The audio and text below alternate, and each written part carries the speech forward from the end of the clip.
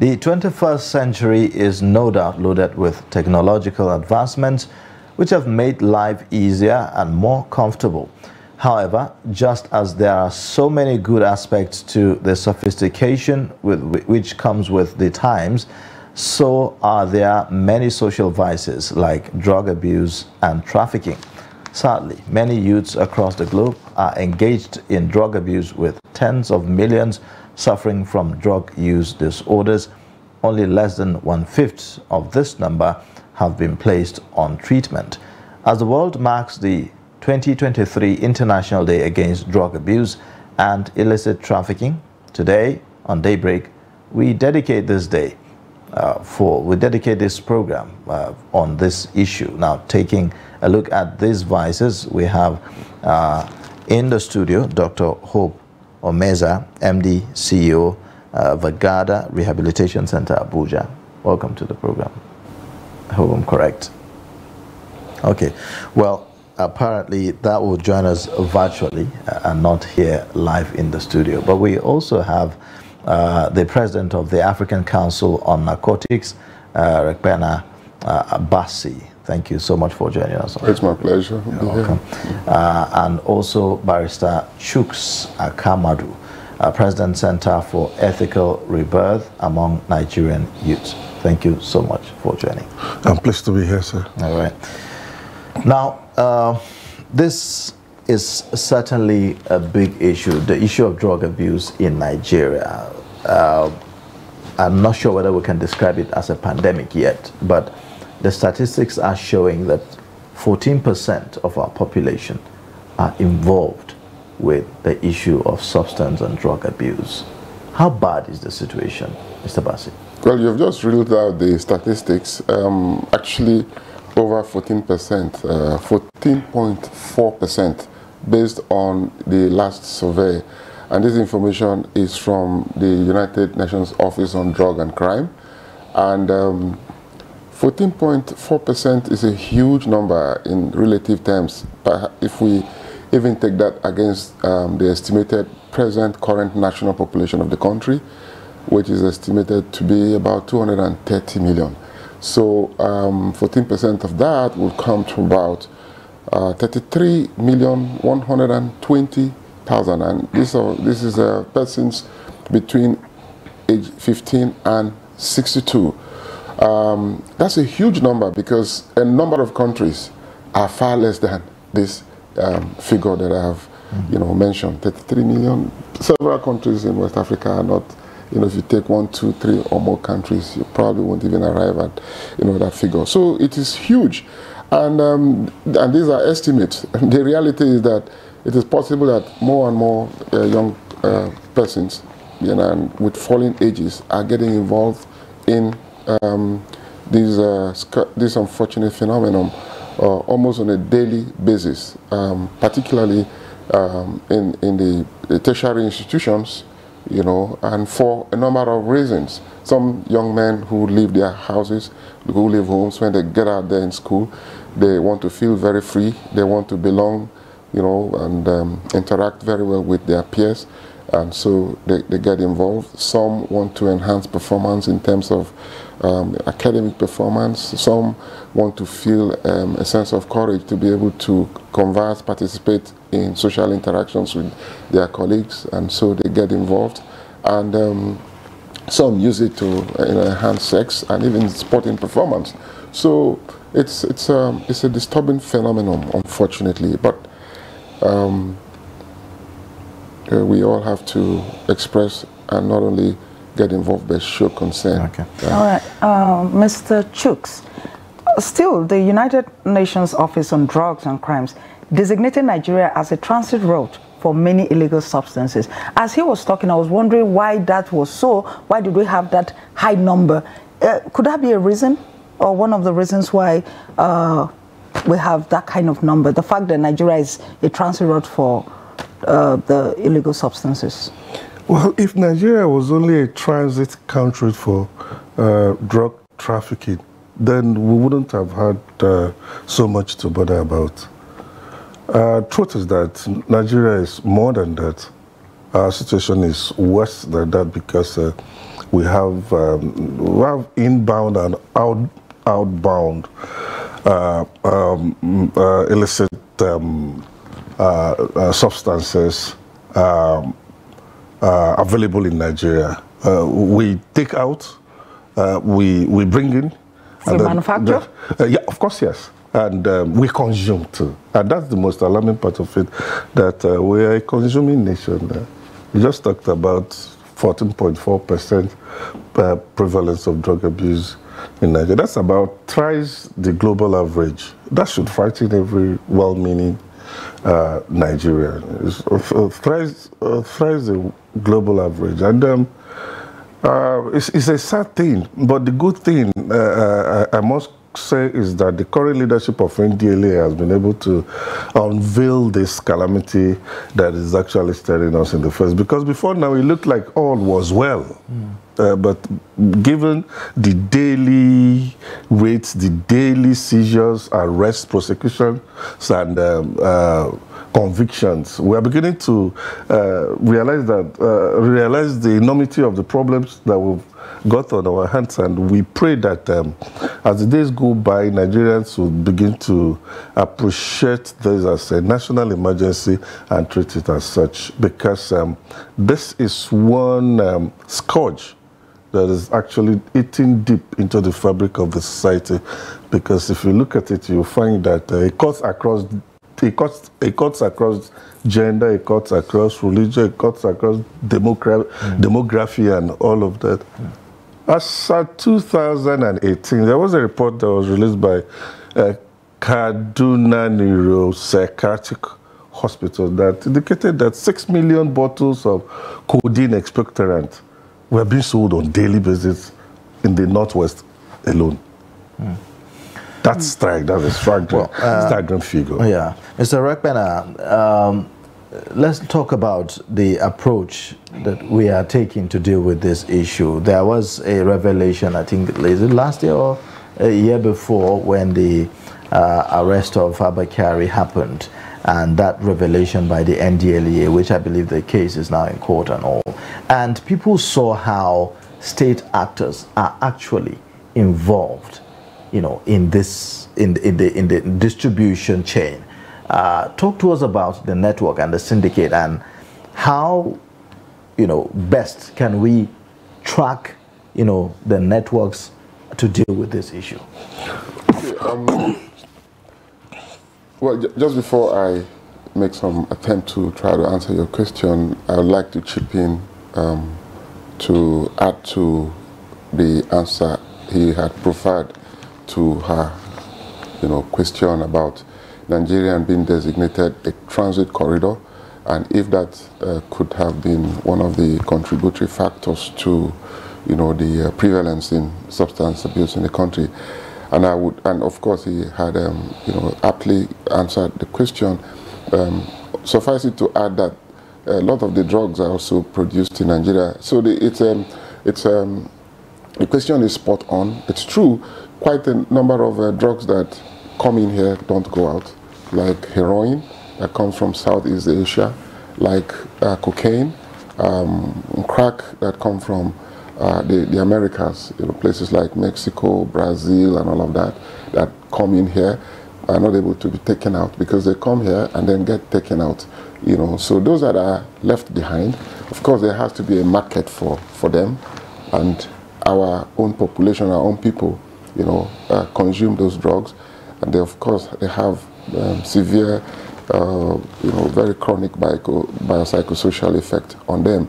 It's helping to also spread the problem of prevalence. But there are drugs that are produced here, like the one they call in the southeast Ngoromili. That's methamphetamine.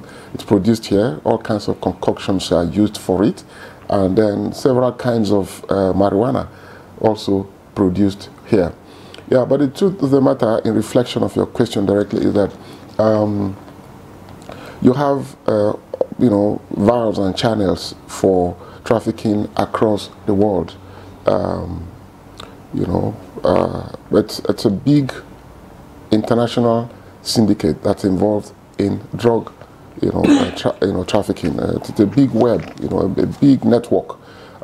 Drugs that come in from cartels in Southeast Asia, drugs that come in from cartels in South America and elsewhere, find their way into this country through different kinds of channels. Okay. Human beings bring them in, and they use all kinds of concealment methods to bring them in, from vehicle parts to electronics and other kinds of concealment methods. Drugs come in and But under the current administration, we have seen an upsurge in the arrest of people who bring in these drugs. Almost every weekend we see stories of large consignment of drugs have been intercepted and all of that. But that hasn't led to a reduction in the consumption of drugs in Nigeria, no? You see, thank God for the current management of the National Drug Law Enforcement Agency, which has been up and doing, and that just tells you how very severe the problem had been before the present management that's been very hardworking to try to interdict, to arrest the various cartels. But it will also mean that before the this upsurging effort by the National Drug Law Enforcement Agency, a lot of drugs already exist in the country. But remember also that I told you that quite a number of these drugs are also produced locally, and that has not affected, interdiction has so much not affected drug demand reduction. So demand reduction, consistently continues to grow and becomes higher and higher. Sorry, I have to interject. Okay, we have to go to our guest, who is also joining us via Zoom, Dr. Hope Omeza, the MD/CEO of the Vanguard Against Drug Abuse Rehabilitation Center, Abuja. Thank you so much for staying, Dr. Hope. Can you talk to us about... Thank you very much for having me. Yes. Give us your own assessment on how we are addressing the issue of drug abuse in Nigeria, looking at the statistics. Good morning to my big brothers in the studio, Mr. Chooks, and the wonderful hosts. Good morning, and good morning to all Nigerians. This is a matter of huge importance, considering that Nigeria has transited from not just being a transit country to now a manufacturing country, and at the same time a consuming country.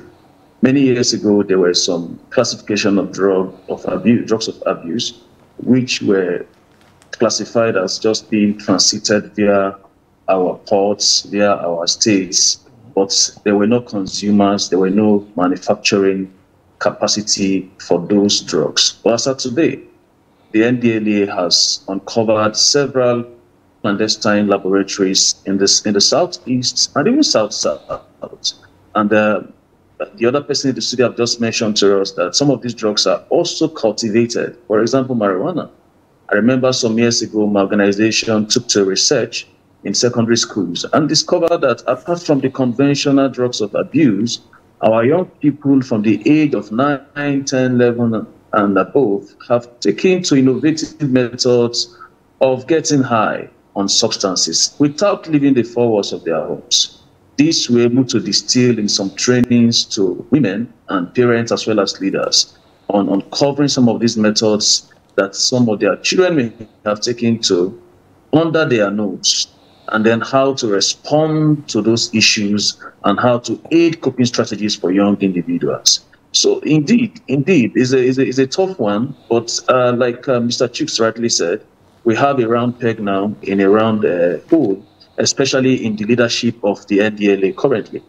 But what I want to say is that, you see, we must also pay much attention to drug demand reduction, because my sister in the studio has just asked us that what is happening with, despite the incessant seizures of drugs every day by the NDLA, why is drug abuse still on the rise? And this takes me back to my positions several years ago, that the government must begin to pay huge attention So drug demand reduction. Yes, I understand. The NDLA, for example, have a department called the Department for Drug Demand Reduction and a directorate in that agency. However, much work still needs to be done with that regard. What does drug demand reduction mean? It simply means reducing the demand by the consumers. So, and this takes us to more evidence-based awareness program to help reduce the demand for these drugs. By the time individuals are more educated about the effect of drugs for the various age group affected by these drugs, when they are more educated on those things, they have more knowledge, they are able to take informed decision. And you see, at every time you have a program on drug abuse, you are discussing with three audiences. One of the audience are those who have never used drug before. The second audience are those who are planning to use drug or about to use drug. The third audience are those who are already using the drug. So whenever we now give this information out through several fora, you are able to delay or even completely prevent the possibility of those who are about to use the drug, prevent them from ever using it. That is one. Now, and I always give this analogy, no matter how lucrative, prospective a business plan is or a business industry is a supplier or a businessman will not go into that business if there is no demand for that business. Because you know that if you get that business, you are so interested, you have passion for that business. If you get into the business, there will be no buyers or the demand is on the low. You won't go into it. For some of us, before we start businesses, we look at the statistics. What has the demand been in the UK, in the US, who have enough elaborate data, and they look at, okay, are there local data to compensate what we are getting from outside the country? Are these products in high demand? Is the demand growing or is the demand on the low? So these are the things that the suppliers too are looking at. As far as the demand for drugs are still high, evidenced by people available and are in need of these drugs because they lack knowledge, they lack understanding, there's no awareness on these things, then there will be problems. Then the next area of demand reduction is treatment. Those who are already using the drugs, there should be availability of treatment centers to treat them. That again takes us to one of the theme of this year's International Day, which is to stop stigma. Now, people who use drugs are being heavily stigmatized. When they have the information to where they can get help from, they don't go to get help because the picture that people who suffer from drug use disorder have more than the rest of that. Even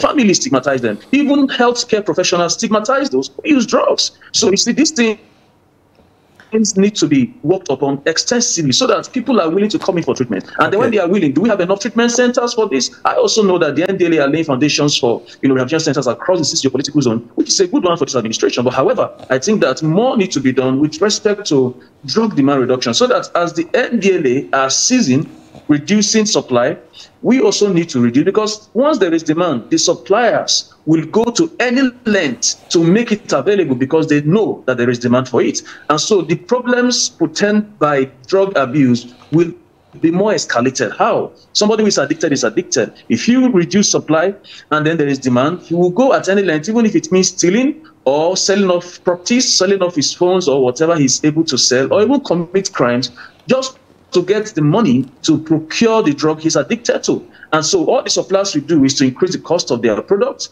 because there is still demand for it. And the demand will come for it, Doctor. and they get more richer. Okay, Doctor. They get richer, with all of this. We will come back to you shortly, Doctor, just for you to give us ideas on some of the new ways that has been, I would say creatively by some Nigerians to come up with ways of hiding themselves and all that. But for now, let's get back to the studio. Okay, Mr. Chooks, when he was talking, he mentioned age group, and then I had 9 years old. Now, it appears that we have a fundamental problem. Why would someone who is 9 years of age want to take drugs? So I would like you to take us through it. Based on your activities so far, what are the reasons why more Nigerians are considering drugs? Not too long ago, there was a story where about 50 people were hospitalized because they attended a wedding and the tea was mixed with a substance, you know. Well, you're very correct. You're very correct to the extent that truth is, drug abuse has become a fad. It's become fashionable amongst young people.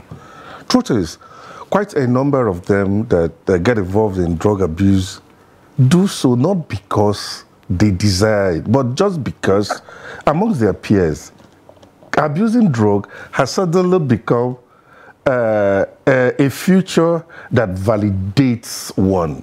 So you now find these young people trying to validate themselves by doing the wrong things. Why? Because quite a growing number of their peers now do it. So you're like, oh, this is fashionable. You know, when something is fashionable, you don't really sit down to begin to determine the pros and cons, whether it's in your best interest or it will be injurious to you. You just go into it because it's fashionable. And that is the danger in this whole thing. Mr. Chooks, what then do we say about parents who actually influence their children into taking drugs? We've seen several videos on social media, for instance, about how parents will encourage their children to take alcohol and other things like that.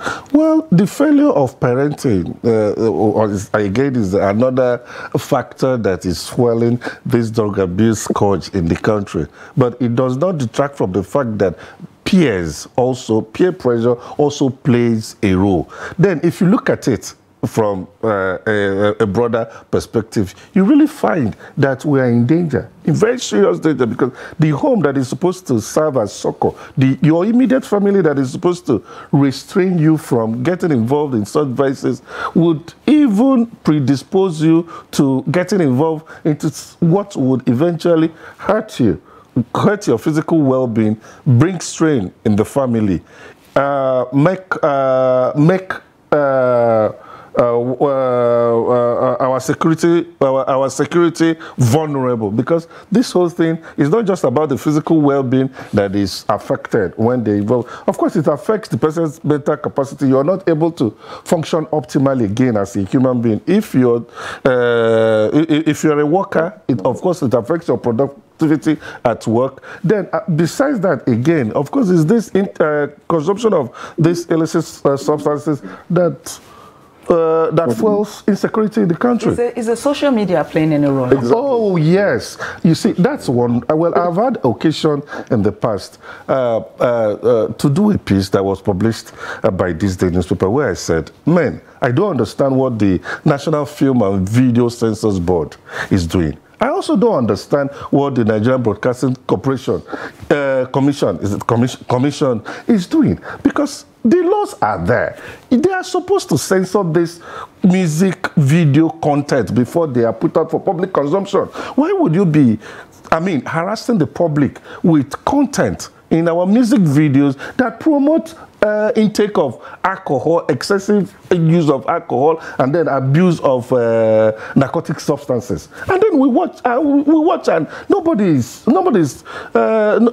raising an eyebrow, and we're like, come on, I don't understand it. Has this eventually been accepted as part of our culture? No, it is a contra culture. All of us must stand up to it. It is a contra culture that is planning, that has come in quite alright, but we must find a way of expelling it. National Film and Video Censors Board should rise up and be alive to its responsibilities. Same for Nigerian Broadcasting Commission. What are they doing? Are there no laws? Of course, there are body of laws that prohibit these things. Why are they allowing this? Why are they allowing this artists to get away with this? Okay, Mr. Redpen, this social media problem. Yes, you talk about the social media, but I want to add to that.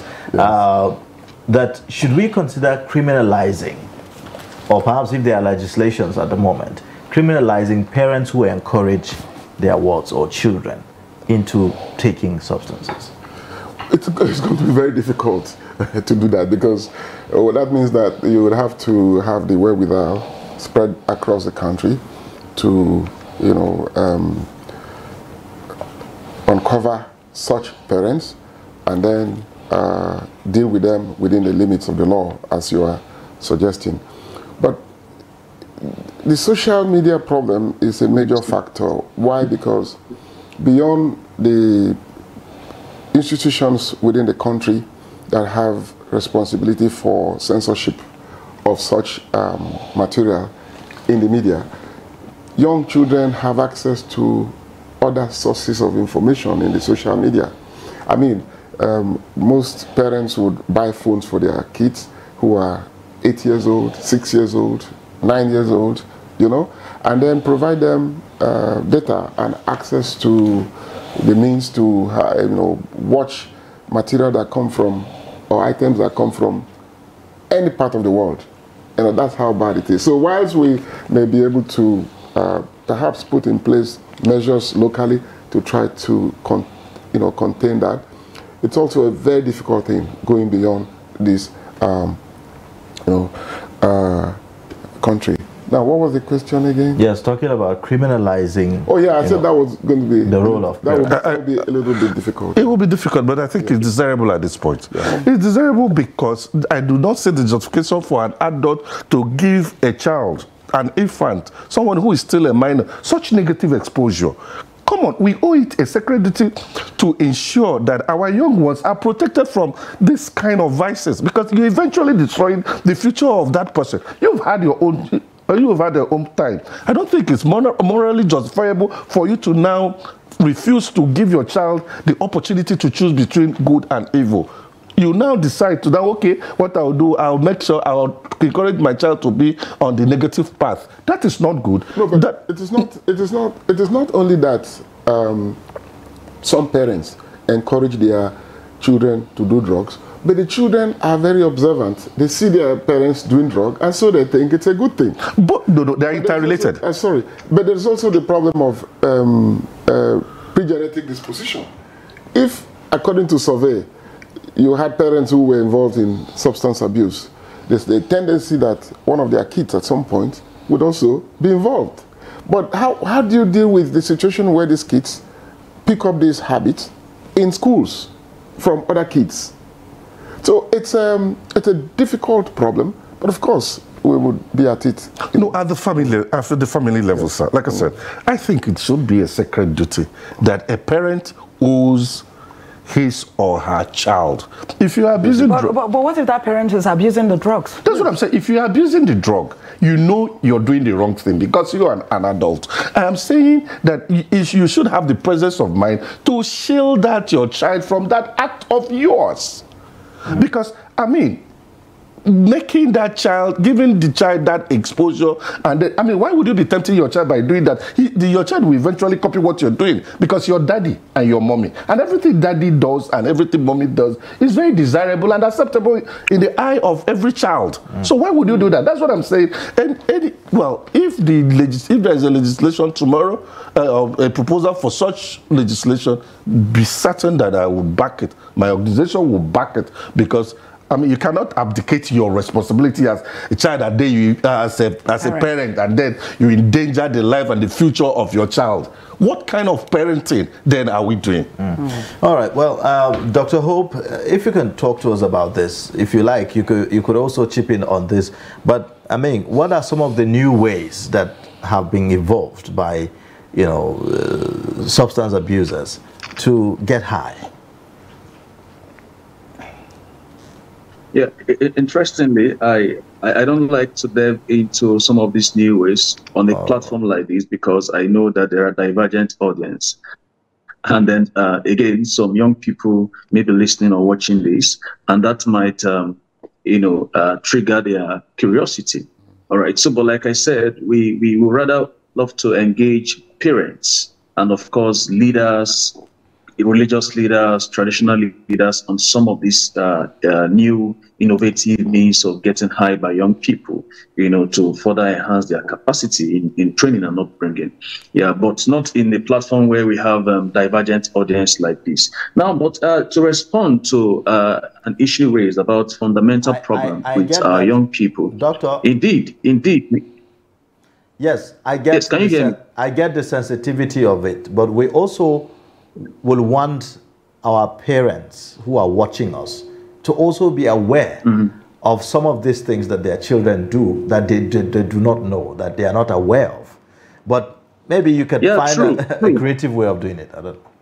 Yeah, I understand, but then again, I don't think we have a means of stopping the young people from listening to this. So that's why I'm concerned about having to mention some of those things. If you permit me, I don't think it would be good to mention it to the other participants of this program, which we don't have a control over, you know. That's fine. Go ahead.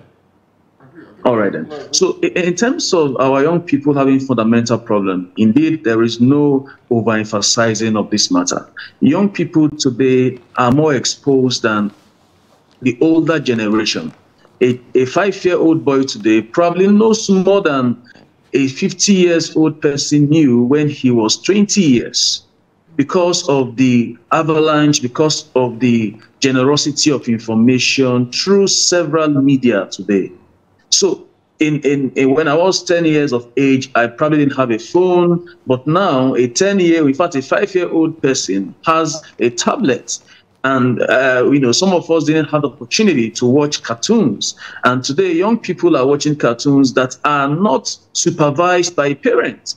And they seem to copy some of these behaviors. Now, to talk about, we also seem to neglect the psychological need of young people. We just think that everything they do is just out of tantrum, they will outgrow it, but attention needs to be paid to the emotions, the feelings, and the psychological need of young people.